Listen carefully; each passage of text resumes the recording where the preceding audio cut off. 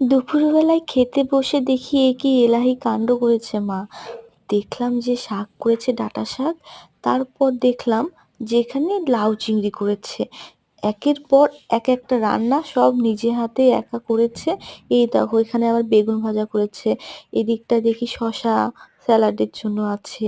মানে কি বলবো তোমাদের, একা হাতে যে একটা মানুষ এত করতে পারে। এখানে তেলাকুচু শাক পাতলা ঝোল করেছে। তারপরে ছিল আমার খুবই পছন্দের পটল চিংড়ি। এটা একদম দুর্দান্ত হয়েছে, তোমাদের কি বলবো বন্ধুরা। এখনো কিন্তু আরো অনেক কিছু আছে। এই দেখো এখানে ছিল ছোট ছোট আমের একটা আচার টাইপের, মিষ্টি মিষ্টি। আর এটা তো আমি করেছি, তোমরা জানো যে কাঁচা আমের টক ঝাল একটা আমি আচার করেছি। সাথে ছিল গরম গরম ভাত, যেটা ছাড়া আমাদের বাঙালিদের চলে না। আর ছিল একটা ডাঁটা দিয়ে মিষ্টি কুমড়ো আলুর তরকারি। আর শেষ পাতে কি জানো কি ছিল?